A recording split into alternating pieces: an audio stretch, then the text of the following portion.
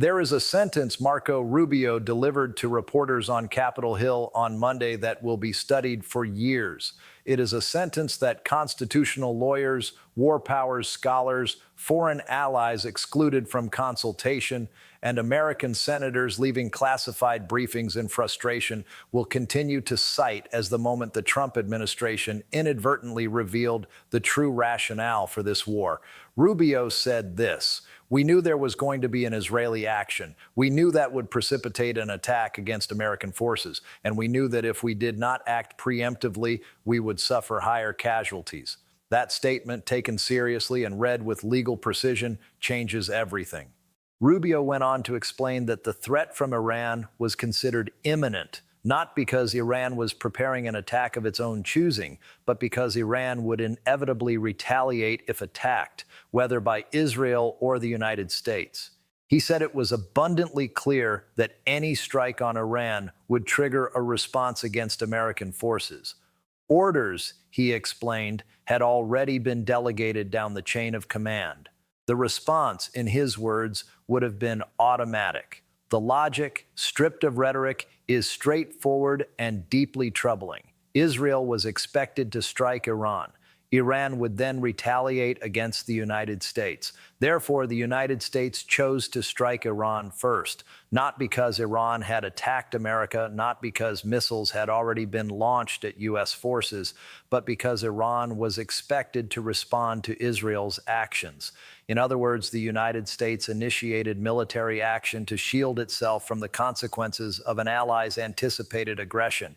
That is not a legal justification for war under the War Powers Act. It is not a lawful basis under international law. It is instead a textbook description of preemptive warfare undertaken to mitigate the fallout from an ally's decision, and it was admitted openly, on camera, while the war was already underway.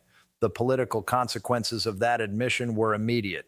After leaving a classified briefing on the war, Senate Minority Leader Chuck Schumer told reporters he found the administration's answers completely and totally insufficient.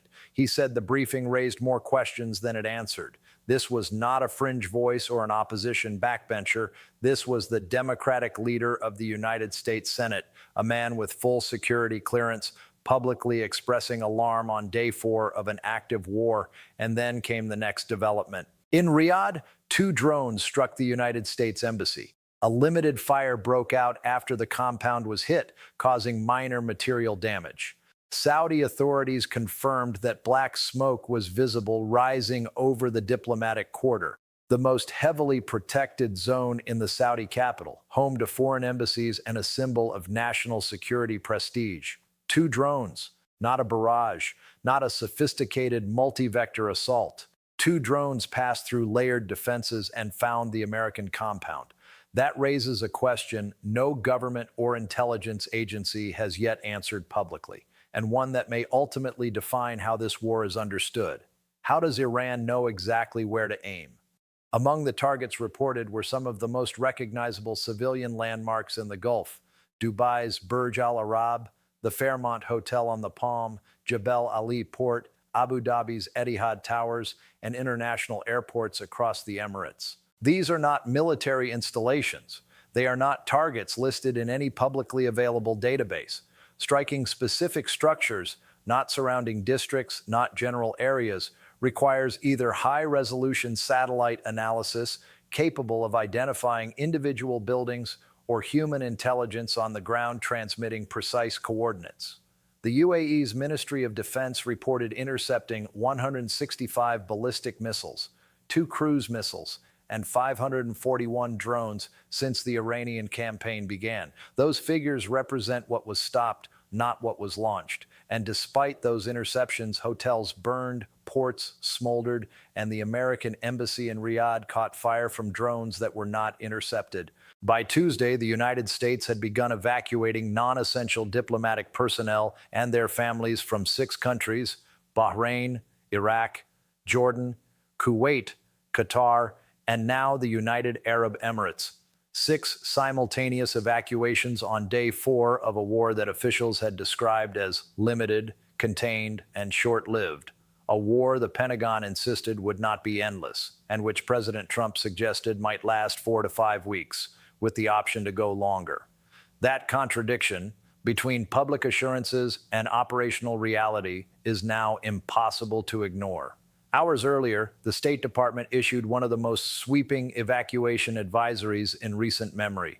Moira Namdar, the Assistant Secretary of State for Consular Affairs, urged Americans to depart immediately from Israel, Bahrain, Egypt, Iraq, the United Arab Emirates, Saudi Arabia, Kuwait, Lebanon, Qatar, Oman, Syria, Yemen, and Jordan, 13 countries, effectively the entire Middle East. This was not a recommendation to limit non-essential travel. It was not guidance to shelter in place. It was an unambiguous instruction to leave now, using commercial means. Despite the fact that hundreds of flights had already been canceled, regional airspace had been intermittently closed for 4 days, and multiple airports had been targeted since the conflict began. Every category of civilian was included: business leaders, expatriate workers, journalists, aid workers, tourists. The message was clear. The United States government no longer believed it could guarantee the safety of its citizens anywhere in the region. And yet, only hours later, senior officials were still insisting the war would remain limited. Defense Secretary Pete Hegseth stood before cameras and said the conflict would not be endless and that regime change was not the objective. Secretary of State Marco Rubio echoed that claim, before adding that the next phase of the operation would be even more punishing. That contradiction lies at the heart of this war. A campaign with no clearly defined objective, an expanding geographic footprint, an evacuating diplomatic presence, and an escalation path that senior officials openly acknowledge will intensify. The reversal on regime change was particularly striking. From the first strikes on Saturday morning, official briefings had framed the operation as a decisive effort to reshape Iran's behavior and its leadership. By day 4, that goal had been quietly abandoned, even as the violence escalated. Rubio then disclosed a figure that may ultimately prove more consequential than any battlefield development. Buried within his justification for the war, he revealed a stark reality of industrial capacity. The United States, he said, can produce 6 to 7 interceptor missiles per month.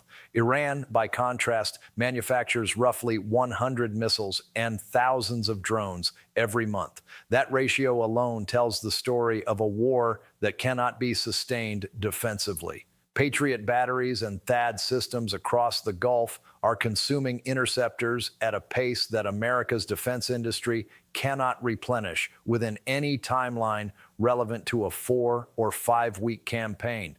This was not revealed in a classified setting. The Secretary of State disclosed it openly to reporters on Capitol Hill. In doing so, he confirmed to allies and adversaries alike that Iran currently outproduces the United States in the very weapons most critical to defending American forces and partner nations, by a margin approaching 15 to 1. President Trump, speaking to News Nation, promised retaliation for the embassy strike in Riyadh. "You'll find out soon what form that takes," he said, adding that boots on the ground were unlikely.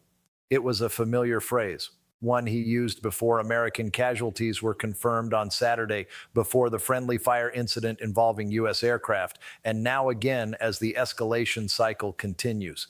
Each retaliation invites a response. Each response demands another retaliation. It is the chain reaction the UN Secretary General warned no one can control. That cycle has already widened geographically. Airstrikes on an airbase in southeastern Iran killed at least 13 Iranian troops. The base, near Kerman, lies hundreds of miles from Tehran, close to Iran's eastern border and uncomfortably near the airspace of Pakistan, a nuclear-armed state.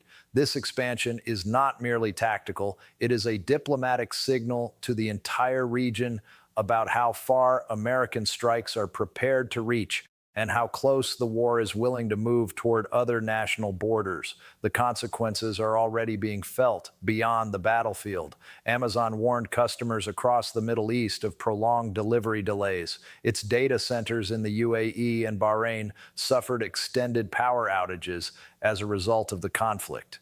These are not minor disruptions. Amazon's infrastructure underpins cloud computing, financial systems, corporate data storage, and critical services used by governments, banks, and hospitals. This is the digital backbone of the modern Gulf economy, going offline alongside ports, refineries, and airports that have been burning since Saturday. By day 4, the picture was unmistakable. The U.S. Embassy in Riyadh was smoking. 6 Americans were confirmed dead. The State Department had ordered evacuations from 13 countries. Major data centers were offline. America's interceptor production capacity had been exposed as insufficient. The regime change objective had been abandoned, and the Secretary of State was promising a next phase that would be even more punishing. 6 to 7 interceptors per month versus 100 Iranian missiles and thousands of drones. That mathematics does not point to a short, decisive victory. It points to a depleted defense posture, an evacuated diplomatic corps, and a regional economic model under severe strain.